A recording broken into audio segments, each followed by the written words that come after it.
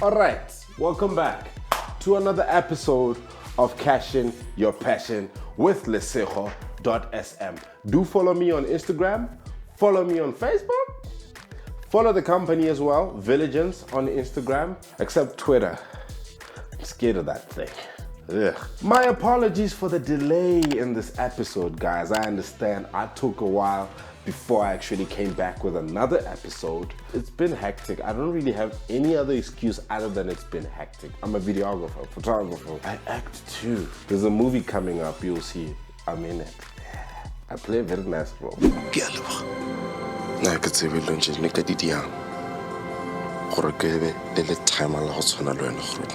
Come to my time at I autopiece. How on control go on a I enjoyed that movie. As you can see, I've decided to film this in my studio. As you can see, this is my space. This is where I work. I've also kind of like changed the structure of how I do these videos, because I realized that if I do an intro and an outro separate from the days that I actually have the guests, I actually get to have more time with the guests. And that way it'll be easier because they can just come in, sit, we talk, done, go. I know you see a guitar there and a piano there. To tell you the truth, it doesn't look good in camera. It just looks horrible. But then yes, I do have a musical background. That's how I got to where I am. One day I'll actually make an episode about me as the guest. I don't know how I'm gonna nail it, but I'll figure it out. For those who don't know, what Cashing Your Passion is about educating people on how they can cash in their passion. Basically making money out of doing something that you love, like me. I love shooting, I love taking pictures, I love. Our country's unemployment rate is ridiculous. The youth unemployment rate is ridiculous. So what other ways than to equip yourself with information that will help you make money out of your passion? I'm self-employed and I'm surviving. If you have a particular passion, you can also do it. Hence, this channel to educate you. So I'll call different people with different passions so that they come here and they speak. You listen, you learn, you take it in, you apply, you implement, and then you sort it. Another thing, there has been complaints about how long my episodes are. There's so much to learn, but I will try to shorten the videos. But do know, I shorten the video, you lose out on some other stuff that you're supposed to be learning. So if I cut it short, less information, but if I keep it long, you get to take everything that the guests are saying. I was actually even considering making like 2 versions, like a 3-minute and a 20-minute, but I was like, yeah, that's a lot of work. Also in terms of look, I'm still really experimenting. I'm still trying to figure out how can I get this show to look, you know, I'll get a consistent look whereby when you see a particular frame and you see this, that, you'll be like, that's Cashing Your Passion right there. So, but yeah, we'll get there. It's a new channel, you know. Please also do share with the people that you know, the people in your circle, and yeah, and subscribe. So today's passion is being a producer. So my guest for the day is the lady by the name of Harri Vithi. You're gonna love her. So let's just jump into the interview so that we can learn about her journey. Let's go. So here she is, the beautiful Miss Harri Vithi.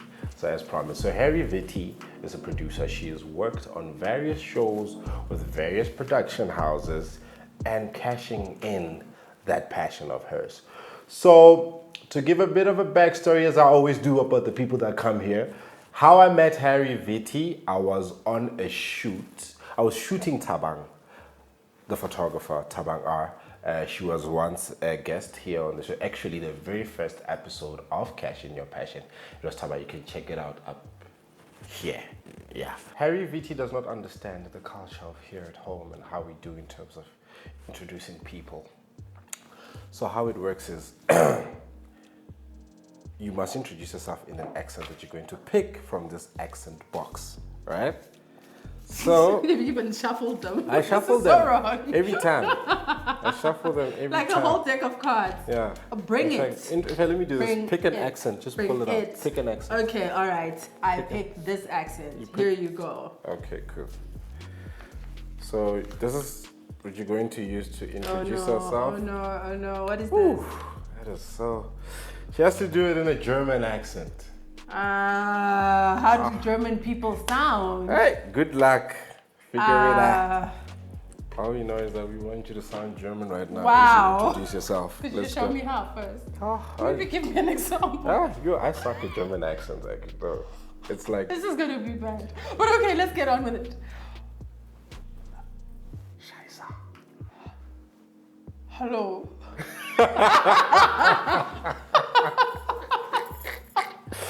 Oh, wow. Keep going. Keep going. You're doing good.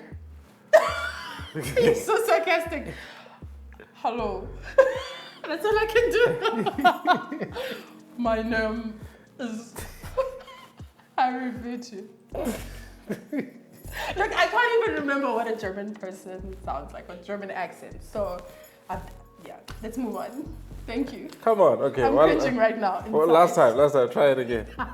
Now you're just trying. Just introduce yourself in a German accent. They still Hello. don't know who you are. Hello. And you gotta. My name is Harri Vithi.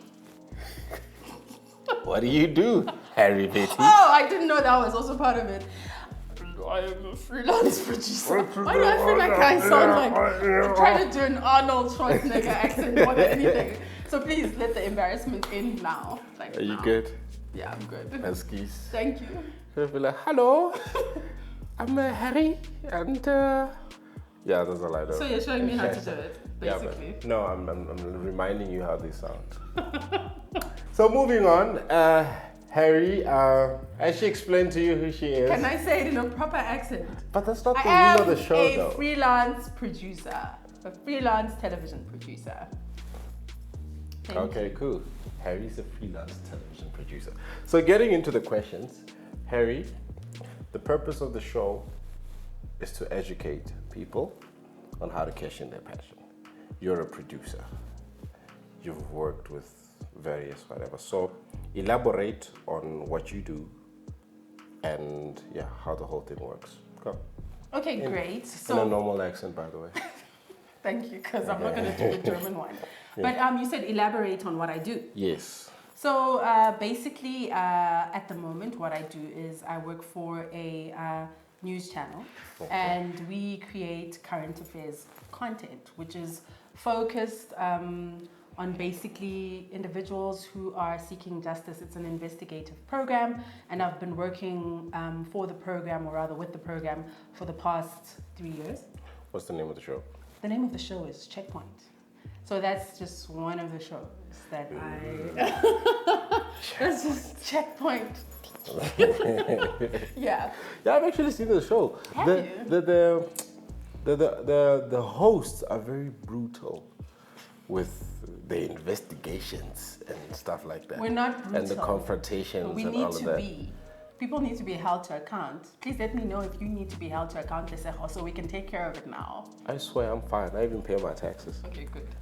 Thank you. You didn't checkpoint me. Great. All right. So, so producing was your passion. Media became my passion. It's something that I probably realized when I was about 27, that I really loved the media space. And at the time I had been working in recruitment, which to me at the time felt like a very slow death. So what I started doing is I started working for free, volunteering at radio stations, community radio stations, because I wanted to get into the media space. Okay. So first I started working at a community radio station in Midrand, and I used to work weekends doing presenting, because at the time I just wasn't sure that working in the media at that point was gonna get me the bread that I needed. So I did it on weekends so that I could learn the industry. Yeah. Okay, cool. What are your duties as a producer exactly? Okay, so my duties as a producer are, firstly, can I ask you something? Am I supposed to be looking there? Wherever. If you feel like you directed something to them, look at them. If you directed to me, look at me. Okay. Hey. Yeah, so basically my duties as a checkpoint producer are to identify stories, okay? Stories which are going to appeal to our audience. And of course, not just stories which are going to appeal to our audience, but stories where people actually need to be aware of what's going on. So identify the stories, and then I research the stories in terms of finding individuals who will be able to bring the story to life. What's up with the face? Let's stop right there. So you're the one that do your research. I identify, yeah. You identify and be like, yeah, Lorna. There's smoke here, so there must be fire. Lesego.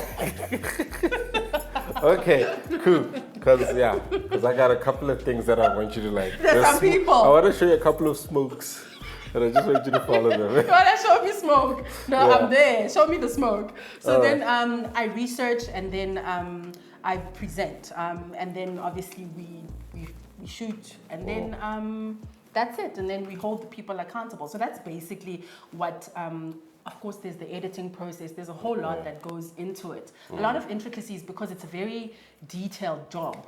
And there's also a lot of legalities, obviously, because the accusations or the allegations are quite heavy, right? So you guys must be lawyered up. We are lawyered up. And we also have to be very well aware in terms of the laws when we are looking into these type of stories and the implications. And in fact, we've ended up in court, right? Because people have tried to interdict the story so that they don't make it to air. Unfortunately, because we're so particular in terms of detail, we've won in court. Yeah.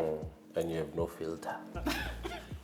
I don't know what you mean by we have no filter. Like you just tell it like it is. You just expose people for the things that they've done. Absolutely. And like you're not sugarcoating anything. You're not like, you're just like, hey, yes, you didn't pay people. And that's it. And that's it. Yeah, we don't necessarily prefer the word expose because it kind of has an element to it. But what I would say is we definitely shed light. And if people are out there doing things they're not supposed to do, then yeah.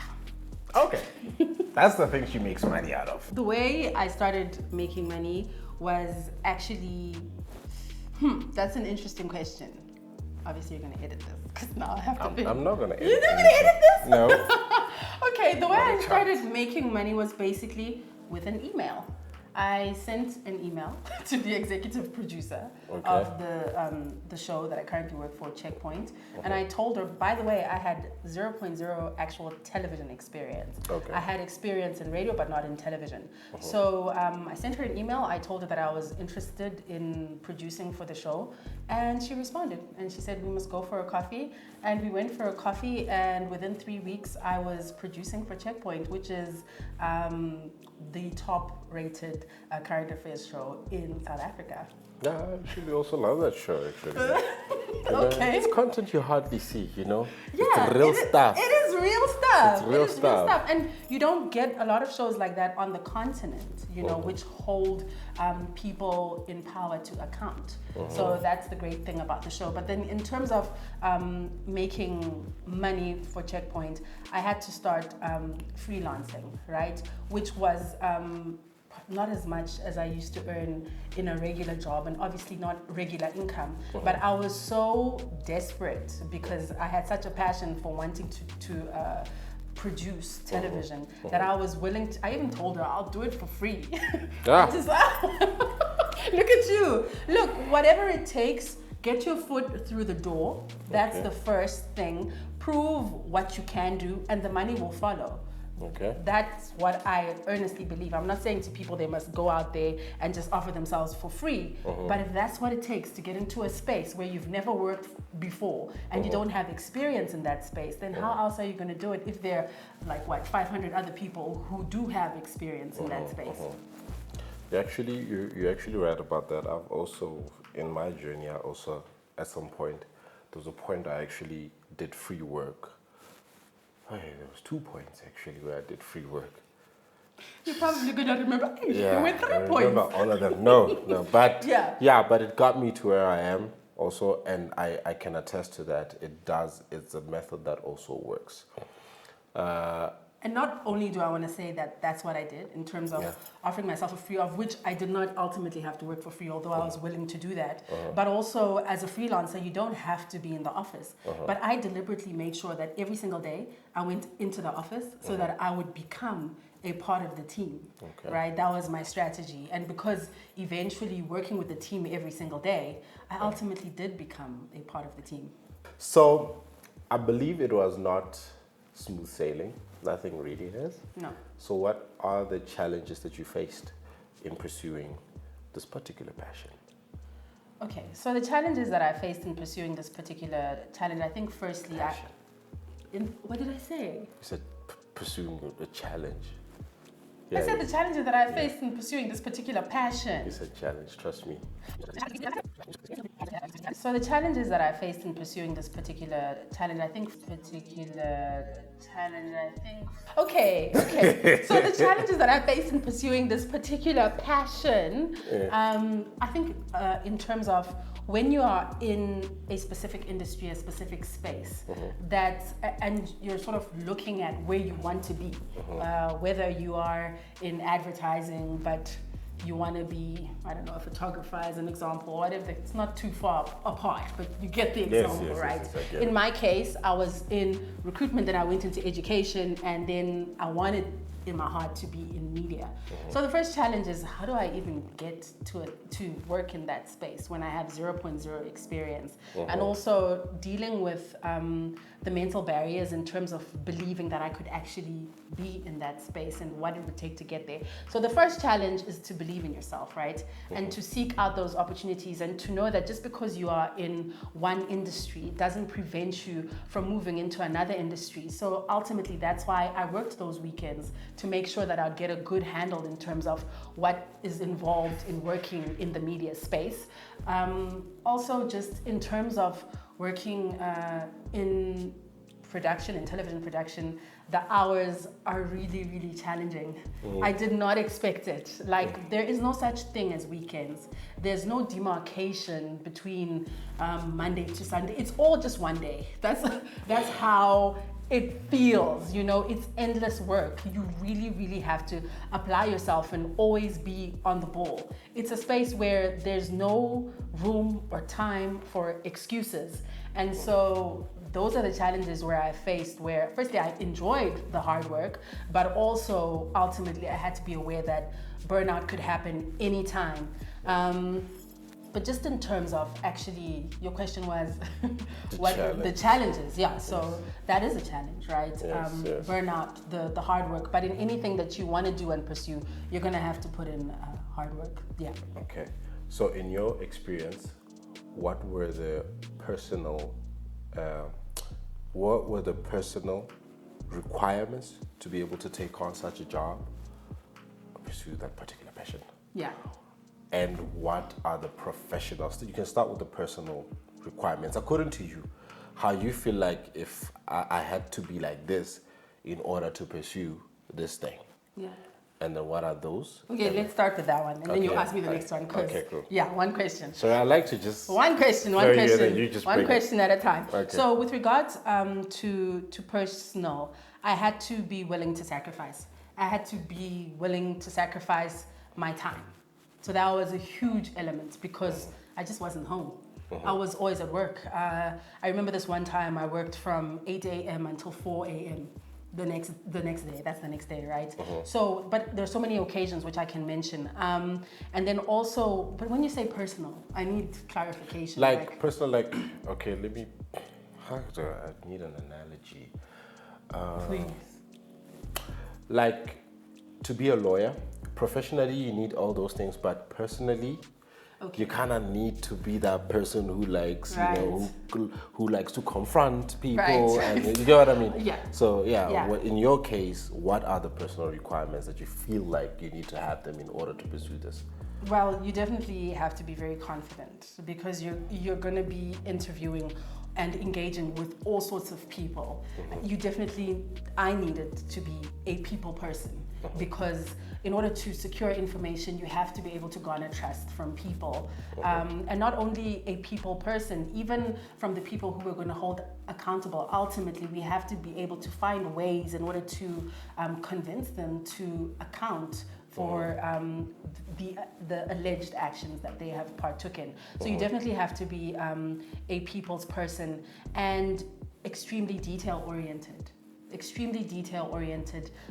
Very well read, generally in terms of different areas, and very curious. I am a very curious person.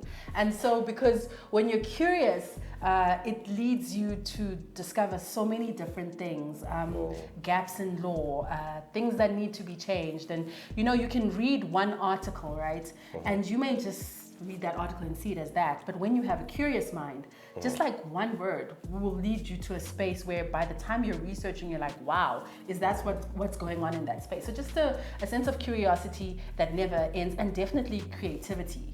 Because, they say there's nothing new under the sun. So if there's nothing new under the sun and you constantly have to be producing hard-hitting stories that connect with people, then you have to be creative in terms of identifying differences in things that have already been reported on, for example. But how do you do it differently? What different laws, what different aspects can you tackle? Okay, now to the other question. What are the professional requirements? Right. So the professional requirements, I think I've kind of intertwined them. Definitely strong research capabilities, right? A good general knowledge, strong handle in terms, you don't have to be a lawyer, but just have a sound understanding in terms of how the legal world works. I'm also thinking in terms of the professional requirement. But I want to say something very interesting, that even though I hadn't been in the media space before, all the jobs that I ever engaged in happened to involve interviewing, like from recruitment. In the education space, when I was working with scholarships, it was interviewing again. So interviewing is a very, very strong part of what we do. And so I'm lucky because I had over 10 years experience doing interviewing. So when I got into that space, it was very seamless for me. So you have to have strong interviewing skills. You have to have very strong listening skills, because if you're not listening out, then you're going to miss out on a lot in every space. And then educational, is there anything required for you to pursue that? Well, generally, when it comes to being a producer, they often look for journalism or law, but it's a space where... Wait, law? Yes. So you're saying somebody who studied law yes. can be a producer? Somebody who studied law can be a producer, somebody who studied journalism, someone who studied English, somebody who studied research. They're just somebody who studied engineering. I studied human resources. So it's not really, let me just say, if you look at a number of people these days, you'll find that they've studied one thing, but they're in a completely different space. Oh yeah, it's happening a lot. It is happening a lot because, also as we grow older or as we get exposure to different spaces, you realize, oh, actually, I'm not passionate about this. Maybe your parents pushed you into that, or at the time, that's what you thought you were passionate about, but then you realize you have a different passion. So, whatever, I think most importantly, it's personal characteristics. And those are the ones that you asked me about in terms of what qualities are required that make one successful in this job. It is passion. It is drive. It is ambition. It is love for people. Because if you love people, then you don't want to see injustice happening to anyone. Yeah. In terms of you did freelance, I did freelance, yes. I did freelance. If you're talking about prior to Checkpoint, when I wouldn't call that freelancing. I'd call it pushing passion projects. Because, as I indicated, it was heavy. It was heavy on my heart, and I just wanted to find ways that I could be in that space. And that's when, I hooked up with some people who were running productions, and we worked on a political show which we were wanting to put on YouTube. We worked on a business show. So all these things were for free, but ultimately with the objective of having them out there on platforms. So even when you are not in a space that you're passionate about, find ways, because God will always meet you halfway. Always, always. So just start by doing. Don't sit and think how or okay, it's impossible, because absolutely nothing is impossible. Okay. All right. So for a person who wants to be a producer out there, Yes. who's still studying in school, who's studying in school, Yeah. and they want to pursue this career of being a producer, like, what advice can you give them? Okay, so if you are currently at school and you want to be a producer one day, start producing now. That's the first thing. Well, how you start producing now is production doesn't have to be on a large scale. So wherever you're at your university, do they need content? Is there a platform that you and your friends can create where you're creating content? I mean, there's Instagram, there's TikTok, and we've heard of and seen instances where people who are producing content on TikTok or YouTube or wherever the case may be end up getting hired by major companies. So start producing small, because there's nothing small, because that's what leads to the big stuff. I think people have a tendency to wait. They'll be like, okay, let me just complete my studies. And of course, I get the fact that when you're studying, it's already heavy on you because you need to do well in your studies. But it doesn't have to be like highly time-consuming stuff. It could be literally 30 days. And if you have a specific area where you want to produce content, then start researching that area. Start looking at how you can go about producing that content, so that by the time you're entering into the workspace, right, you actually can say, these are the projects I've done. This is the type of content I've produced on this level. And I believe because I've done this, I'm able to do it on this larger scale for you. So start doing now. Do not wait. The problem is waiting and thinking that you need to get to that point in order to do. Start doing now. That's my advice. And when you have that energy of doing, the universe is going to bring it to you, and it's going to be so much easier, because obviously we're coming from COVID, or still in COVID. Coming out. We're coming out. Shut up. Yeah, we're coming out. Yeah. But so there's a lot of anxiety in terms of opportunities, especially amongst the youth, and people just have a sense that when I actually am out of school, am I actually going to get a job? Am I actually going to be able to work? And the answer is yes, start working now. And working doesn't always necessarily mean that you're getting paid now. But trust me, if you start working now, you are going to get paid. It's going to happen. So the waiting is going to be the death of them. Don't wait. There's nothing to wait for. Start doing. I wish I had been confident enough to do the things that I doubted I was capable of. So do not doubt your capability. Believe in yourself and pursue those things that are in your heart, because whatever God places in your heart, He will make manifest. Fact. All right. Harri, thank you so much. Ne? Thank you. So, yeah. So can I ask you a question? Yeah. Because that's my job. All right. Oh my God. I'm on check. That's how I know you pay the man. I don't know anyone. Any money. Why do you pay the man? I speak to my lawyers. Don't talk to me. Speak to my lawyers. Anyway, thank you so much, Harri, for coming. Okay. And thank you for sharing your journey.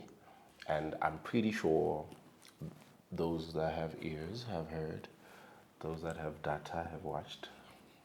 I know these videos are long, but then you need this information. Did he just say those that have data will watch?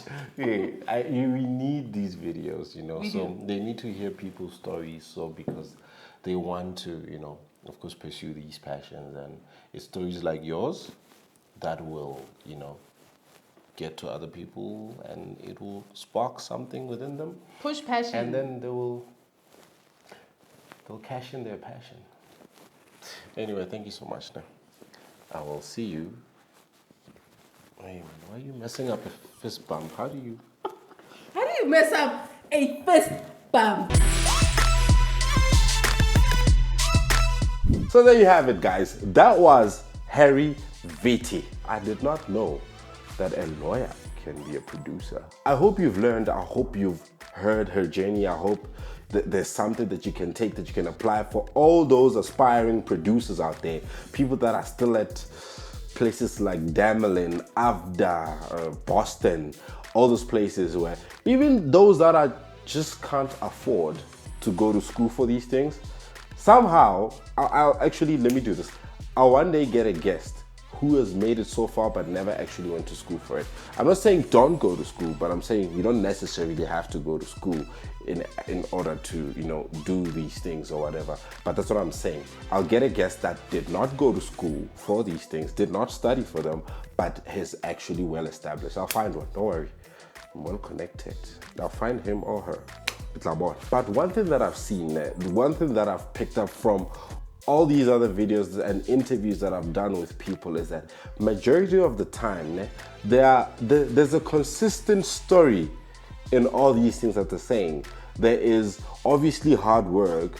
There is not trying to chase money in the first stages of the hustle or the pursuing of the career. And there is putting yourself out there. And all those, I'll say for now, these are the three things that I can remember. Like from all the people that I've been interviewing and just gathering. Because as I said, I'm also learning. Do make sure that you take from her, apply and whatever. So I will leave her details in the description if you want to follow her on her Instagram, her Facebook, so you can actually see the things that she has done. I really feel like she's really done so well for herself. I mean, like, damn, yo, checkpoint. Checkpoint. Yeah, no, that's a big gig. That's a big gig, and it's actually also one of my favorite shows. I watch it. I just like reality, but not reality TV shows. It's about Kardashians and One Dot and Don Don. You know, I like other forms of reality TV. But then current affairs actually is the right word. I like current affairs. I hope you have learned. I really hope you have learned. If you have learned, it would give me so much joy, because that's why I'm doing this. I want you to learn. I want people to learn. So we'll check you out on the next episode. So please do subscribe, like, share, and comment. Do whatever. Let's talk of us. Let's talk of us. If you are a person that has actually made it and you would like to be part of the show, please email me your profile at info@villageends.com, and then we'll review, and then we'll see if we can organize something so that you can also come through and educate people about your journey and tell your story. Tell us where you've been, tell us how it's been going, and tell us how it's going right now. And then just, also teach people, because it's a each one teach one type of situation. So if you have something to offer, email info@villageends.com and we'll get back to you. Otherwise, guys, thank you so much for tuning in.